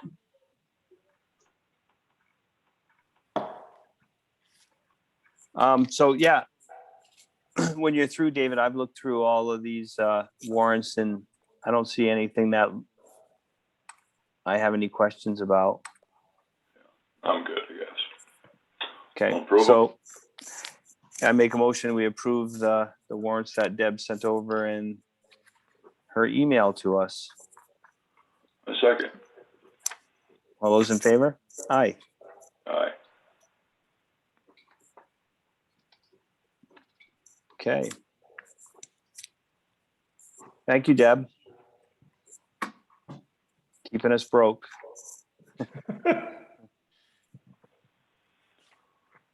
Doing what I do best with all my clients. Got a Casella payment inbound for April, I think. We won't be broke for long.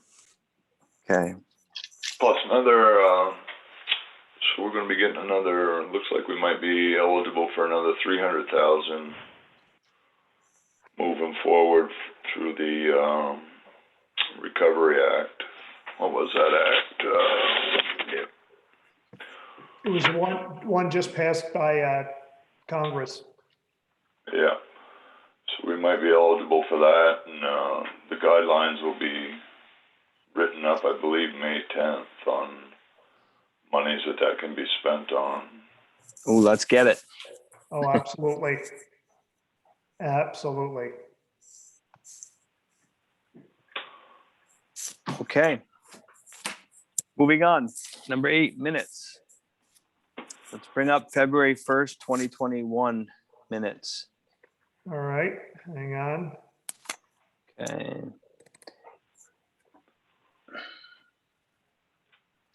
I have to refresh my memory here.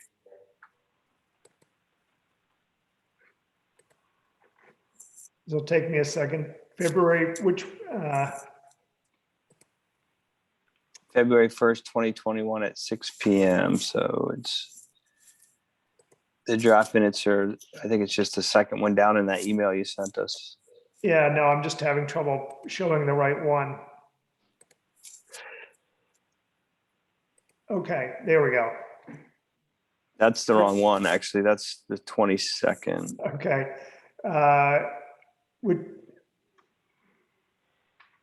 I see it up there on the top right of your page, though, way up and right here. Oh, And that, slide over. it's There you go. February No. 3rd, okay. Hang on, which one? Sorry, Scott. So we're going to start off with February 1st, 2021. Okay, there we go. February There you 1. go. There we go. Okay. Technology, it happens. Okay, go ahead. All right, we call the meeting to order. We went into the executive session with Yeah. Brian Monahan, Yeah, treasurer's report, That's ATV good. ordinance. And then Yep. sidewalk scoping grant, we're still waiting for the contract for that damn thing. yeah. And adjourned at 8:23. Make a motion to approve. So move. All those in favor? Aye. Aye.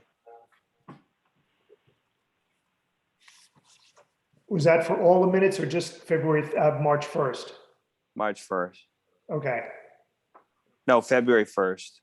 February, excuse me. Yeah, Okay. February 1st. Yeah. All right, let me get the next one. Then it's the 15th. Uh, Two, Yes. 2:15. No, Yeah. no, that's 3. 2:15. Yeah.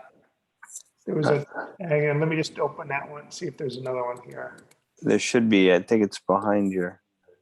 No, I don't think it's open. There it is, right there. You had it. It was there. It was Go there? back. Yeah, go back. No, in that little screen you just opened, it was there. Oh, okay. No, I need to open it then. Hang on. Yeah, you can click it. Yeah, it's the agenda. Hang on. Oh. Oh. There you go. There we go. Okay. Open the meeting. Yeah. Agenda items are, Martha wanted her JFK quote. And she quoted it incorrectly. Stephanie and I corrected it to what JFK actually did say. She got a couple of words wrong. Dom presented current needs and he asked David and I to meet. And then treasurer's report, we did the mileage certification. I went over the census asking us about any book boundary changes. The household hazardous waste grant was then.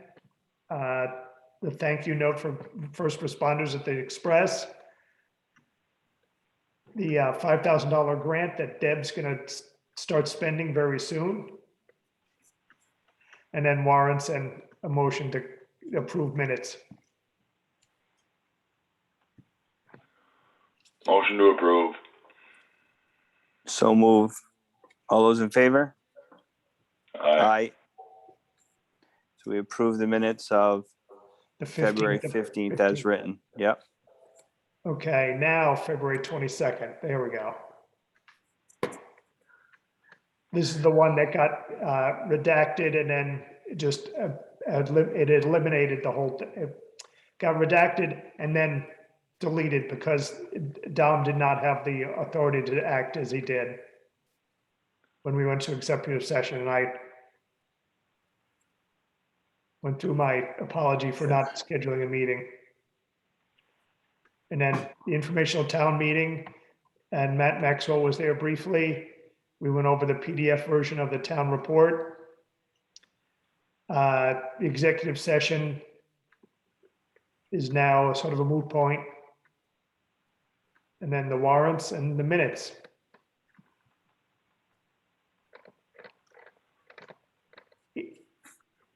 Was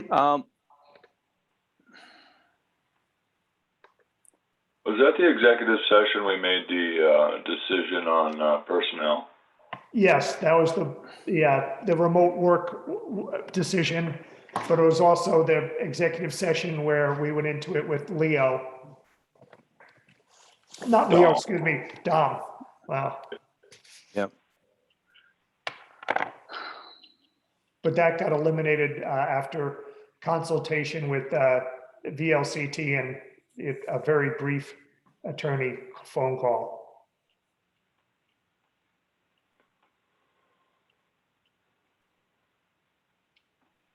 I'm not sure if we're missing anything in here, David. It's just hard to exactly go back and take away and imagine what wouldn't have happened or what would happen and what can be and what can't be and what should be.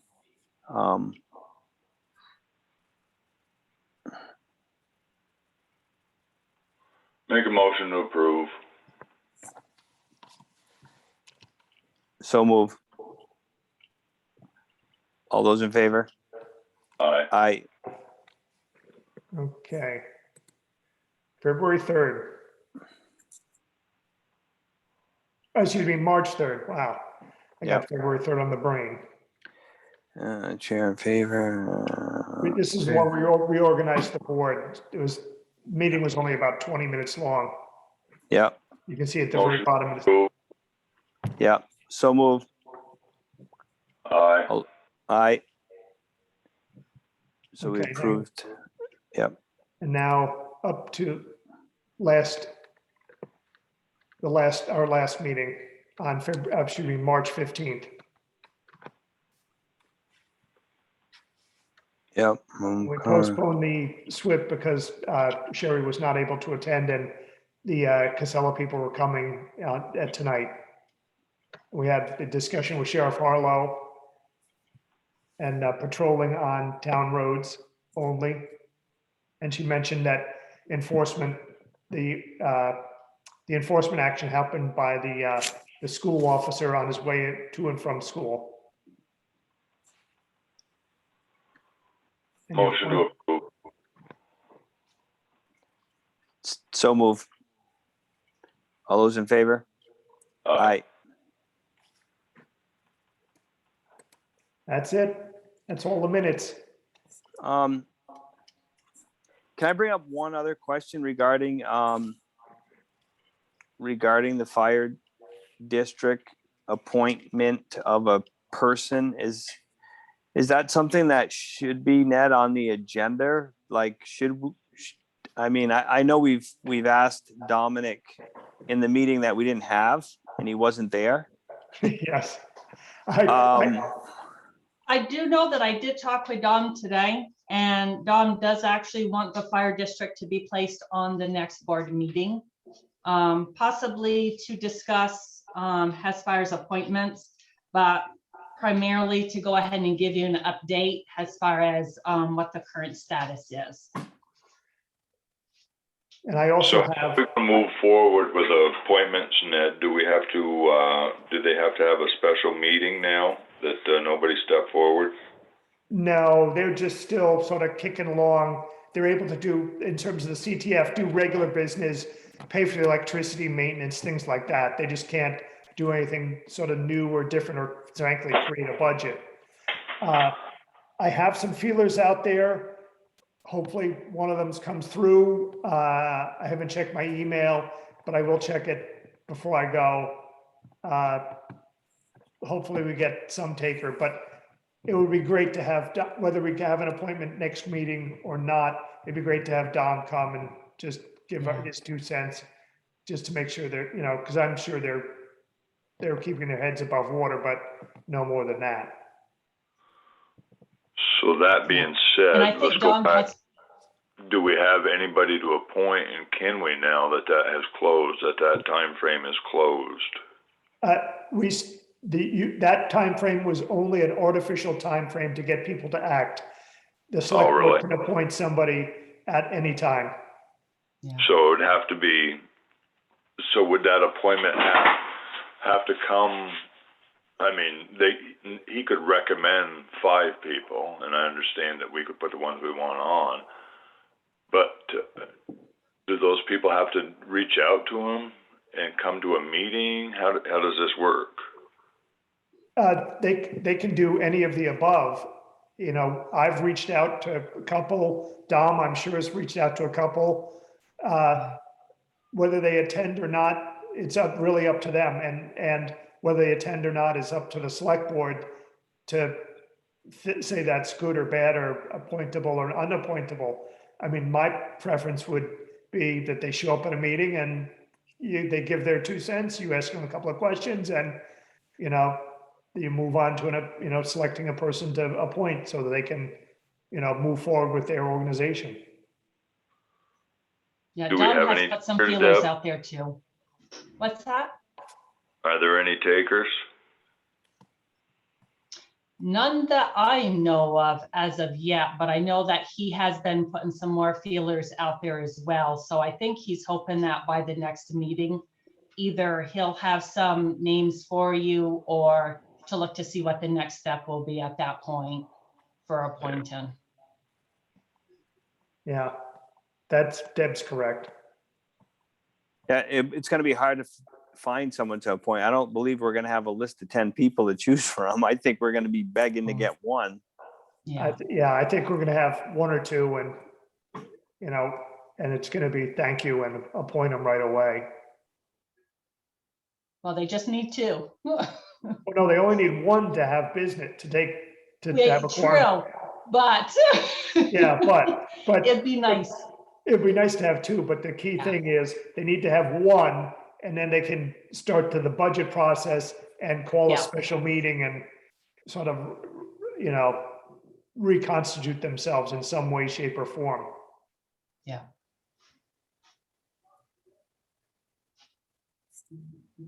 Okay. Deb, have you been able to help them out at all, like with any bookwork or any? So you're starting to I get. have actually, I've taken over the books for them. So we started going down through that process. I've gone through and billed out some additional people who were not billed for prior quarters. This month, we actually did the next billing. So what I have done is there's actually quite a few people who typically would have paid some of their invoices who have not. So I'm thinking there's some people who did not receive some invoices. So we actually went through, printed out statements for those individuals for the last 2 years so that they can see a good account history on their end to be able to timeline some of their payments as to whether, you know, they didn't receive the invoice or if they sent a payment and maybe it's just, I'm not quite sure, lost or something to that effect. But to try to get the AR at least a little bit better handle on that end piece. So, and I know Dom has been actively working with the USDA and with some of the other individuals from DEC and ANR and doing what he can to get some more good gracious from them as well. So he's actually been putting in a strong front, going through and trying to get that end piece up and going. So right now they sort of look pretty good. So he's finding out to see what he needs to do next.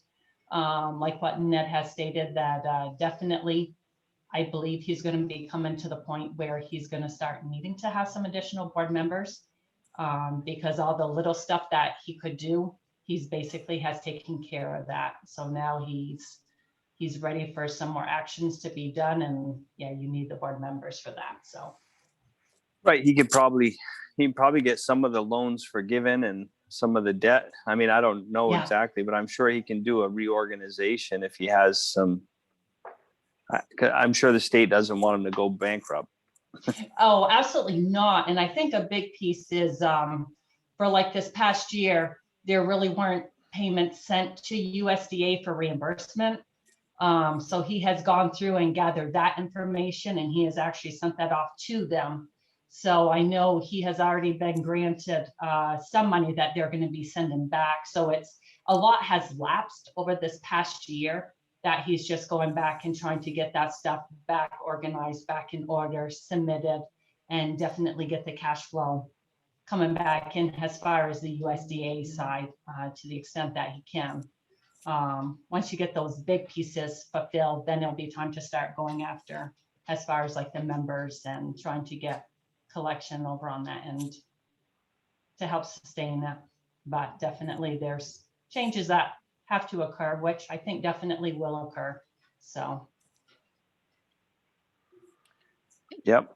But Okay. he'll definitely be able to give you the full report, yeah, in 2 weeks when he comes on. All right. Does anybody have anything else they want to talk about? If not, we will adjourn. Good night. Thanks, Dave. Thanks, everybody. Bye. Bye.